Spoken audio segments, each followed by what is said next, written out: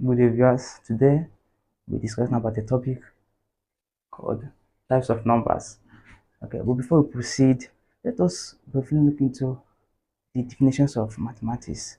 Okay, now an ancient Greek philosopher and a polymath by name Aristotle defines mathematics as the science of quantity.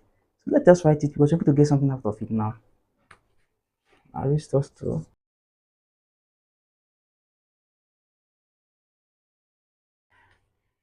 Okay, this is the definition of mathematics according to Aristotle. So let us pick, look at these two basic terms used in this definition now. Number one is science. Science. Science. So what is science? Science is the body of knowledge obtained through observations and experiments. Okay. One may also say that science is the systematic way of acquiring knowledge through observation and experiment. Now let's write.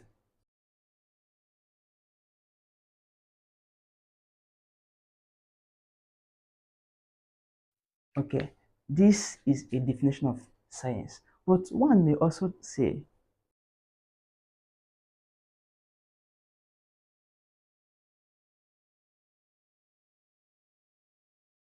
okay, another definition of science is that one can say that science is the systematic way of acquiring knowledge through observation and experiment. Okay, before we proceed, let's look into what a quantity is as one of the terms used in the definition of Aristotle, of mathematics according to Aristotle.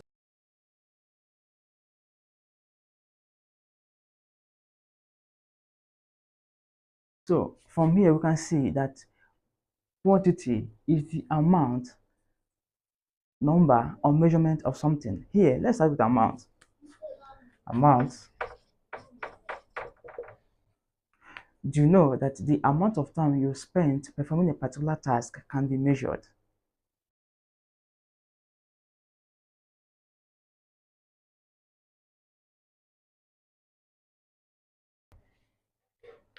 Okay, you can measure the amount of time you invested performing a particular task. So quantity now helps us to determine the quantity of time invested doing a particular job. Measure number. Now, when we talk about number in quantity, we are talking now, trying to understand that, let us see that number is the value representing quantity. Okay, the number representing the value representing quantity. For instance, you have five textbooks, five textbooks, and you were given two more. You were given two textbooks again. Okay, so in general now, to quantify the number of textbooks you have, we can say that you have seven. Okay, we can say that you have seven textbooks. Now, number helps us to understand the quantity of items, we possess. Now, let's talk about measurement. Measurement. Measurement. Okay, measurement is trying to determine the quantity of an object in terms of length. Okay, in terms of length, for instance, length is measured in meters. Okay, so to determine the length of a table, you can quantify it using what, measuring it what, in meter. When you measure the length of a table in meter, you'll be able to what, determine the quantity of length that particular table possesses. Even gone through this, let's try to put together these two terms together to see if we can get something out of Aristotle's definition. Now, remember, we said earlier that science is the systematic way of acquiring knowledge of something, the world around us. Why certain events occur through observation and experiment. Now, quantity now here is the amount, the number, and the measurement of something. So when you try to bring them together, you see that this science here can also be taken as the knowledge or the process of acquiring knowledge of quantities. So you can say that mathematics,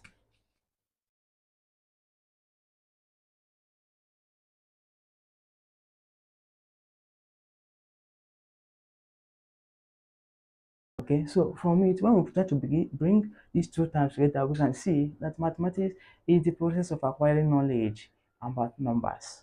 Okay, now there's another definition of mathematics from mathematics dictionary by James and James.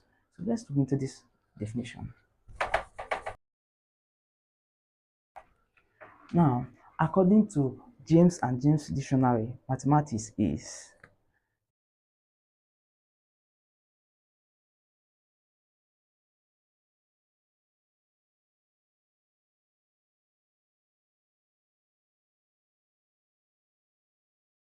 mathematics is the science of logical study of numbers. So let's get it from this way. So it is the science, and you know that science is a body of knowledge. Now you can say that it is mathematics is the knowledge of study. Okay, it is the knowledge of it is knowledge of logical study of numbers. Okay, shapes, etc., arrangement patterns, etc. So from these definitions, we can see that numbers are the bedrock of mathematics. It is essential in its structure and operations. So now let's look into the types of numbers as the topic of the day.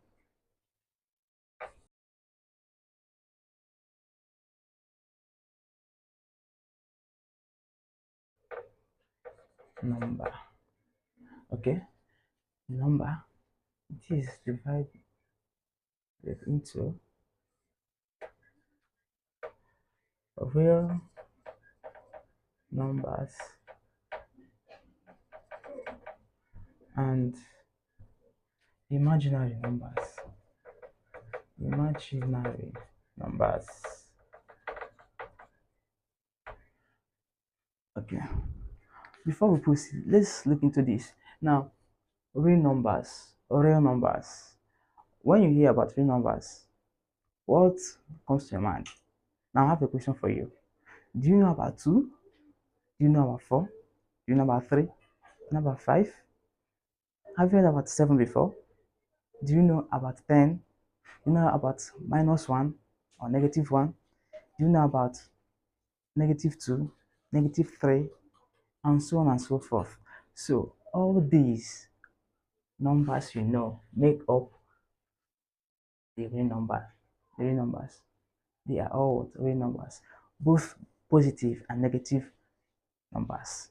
Okay, they are what all real numbers. So we can say that 1, okay, 2, 3, etc. They are what? Or continue. They are what? Real numbers. It could be in form of fraction, decimal, and so on and so forth. Now let's look up into what this imaginary number is all about. What is an imaginary number? An imaginary number is the square root of a negative real number. Let's and before we proceed, let's complete it. It is the square root of negative real number and it is usually written or mostly written in the form of real number multiplied by the imaginary unit called I, I. So called I. So now, what is the value of this I? The I mathematically is equal to square root of -1, sorry, -1. Okay, now before the invention of imaginary numbers or imaginary number, To find the square root of 4, square root of 9, square root of 16, sorry, square root of minus 4, minus 9, and minus 16, it wasn't possible. Now, but after the invention of imaginary number, it was made possible and easy. Now, take a look at this. If you want to solve this with your calculator, the square root of minus 4, you will be able to get an answer. If you try to solve the square root of minus 9, you will be able to get an answer. If you try to solve the square root of minus 16, you won't be able to get an answer. But with the help of or the invention of imaginary number, you'll be able to do so. You'll be able to do all this. Let's try it now. So there is a principles we follow or procedures or process we follow. Now, one, you try to make this, you try to solve this or find the square root of minus 4. First of all, take this now. What is the square root of 4? The square root of 4 is what? 2. This is equal to what? 2. Okay.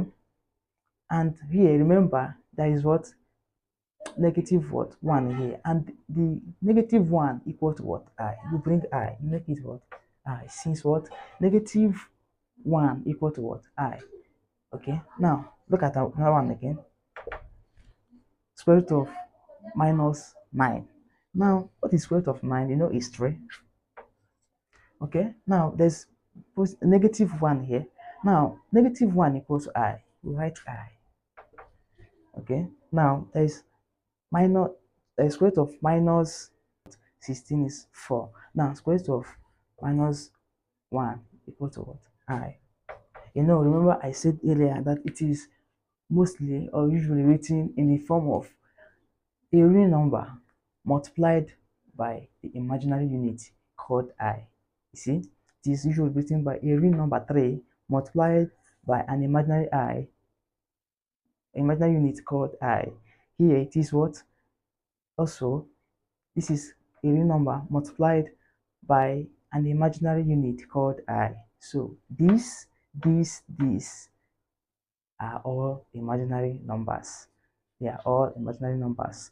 Now note, the imaginary numbers are very useful in solving complex equations. Between this, let's take a look at this. Between real number and imaginary number, note real number is this. Real number is this 2. Let's take it as a real number. 3i is what? An imaginary number. Now, plus 3i. So, when you bring an imaginary number and when you bring a real number, sorry, and an imaginary number together, you will combine them, it becomes what? A complex number. Complex number. Okay? Complex number. So, we can have this I equals to minus 1. Okay, you have 3i, comma, have 2i, etc. These are what? Imaginary numbers. Then these 2 here, and so on and so forth, 1 2 3 4 to 800,000, they are what? Real numbers. Now, let's look at this real number. It is subdivided into what we call real number can be subdivided into 2. Okay, so we'll have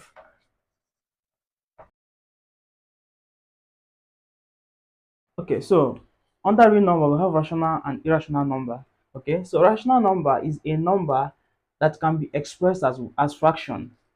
Okay, so we have something like this, like expressed as p all over q, provided or note that both p and q are integers and p is not equal to q is not equal to 0. So any number which can be expressed as a fraction, provided the denominator is not equal to 0, is a fraction. On the other hand, when a one irrational number, sorry, is being expressed as a decimal, it will give a recurring decimal or terminating decimal. For instance, when we have 1 over 2. Okay, in the this is a fraction. Okay, so when the result in decimal now is 0.5. Okay, so you see it's a terminating decimal. It does not what, the value does not what, continue to go on. Okay, or what if we have something like a 1 over 6? Okay, so our result will be what, 0.1666666. Okay, and it continues. Now, you can see that even though that this answer here does not terminate, I mean, it does not stop at a point, but at least the digit, the value here at this point, continue to repeat. That's what we call a repeating decimal, okay, or recurring decimal, okay.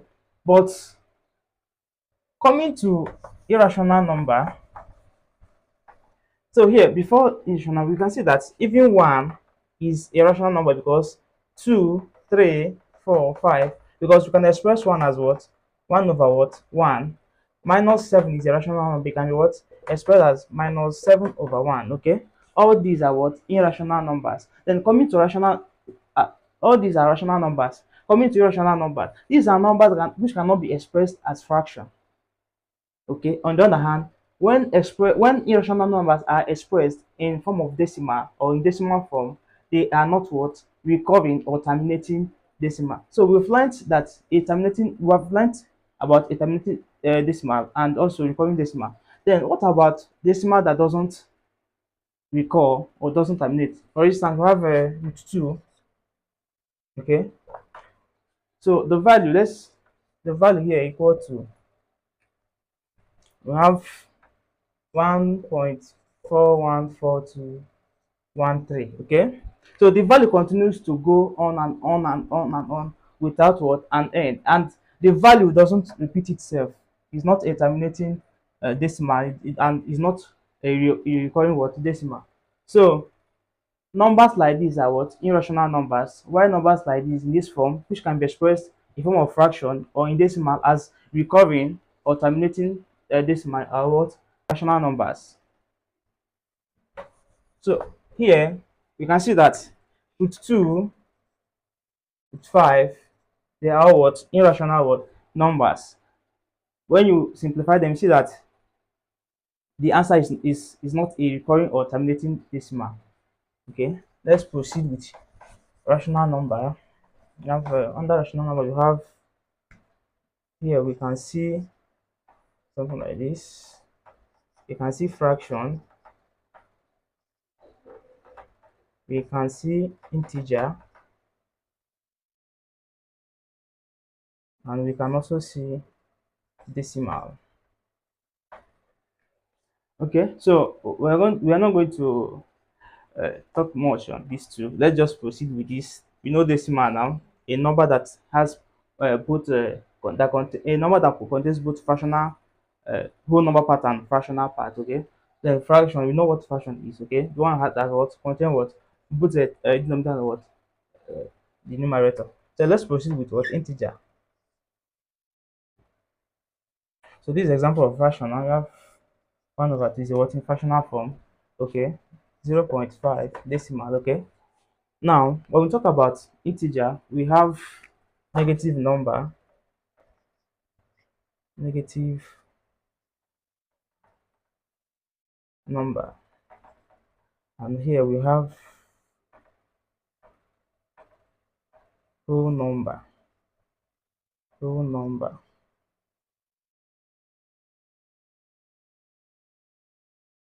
Okay, so I think let's try and demonstrate it here. So under integer, let's demonstrate it here. We have something like this.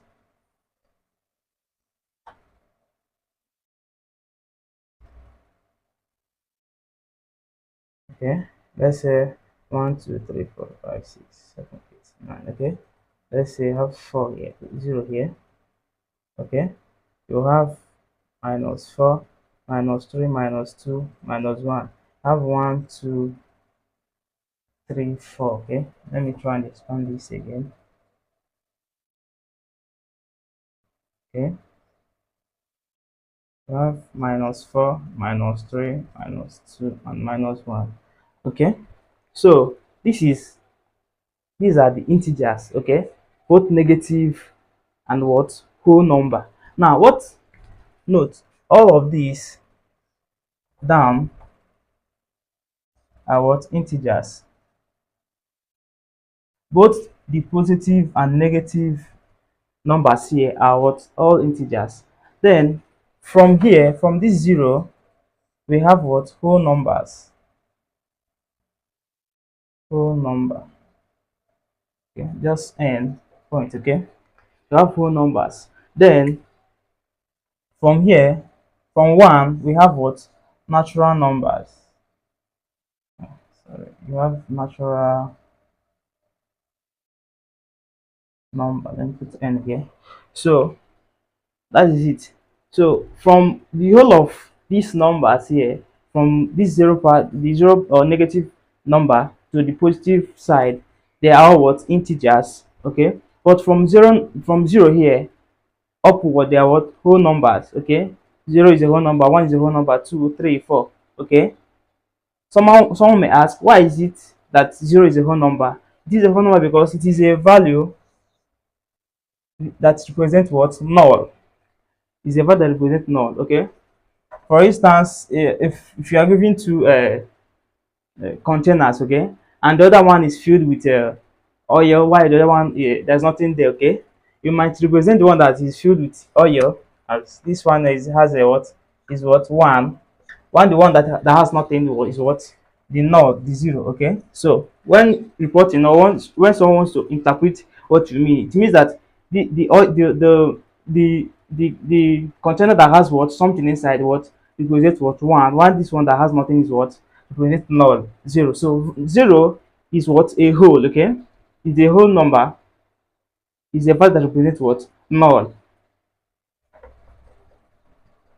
So this is the integers are what divided into negative and what whole number parts. Then under whole number you will see what you will see the zero and what the natural numbers. And what are the natural numbers? The natural numbers are what the counting numbers. You have 1, 2, 3, 4, 5, etc. They continue. Okay, the only difference between whole number and natural number is just the zero here. When you add zero here, it becomes what whole number. Okay, so but from here you have only natural numbers or counting numbers. Thank you so much for your time. Please, if you have not subscribed to this channel, please do well subscribe. See you next class.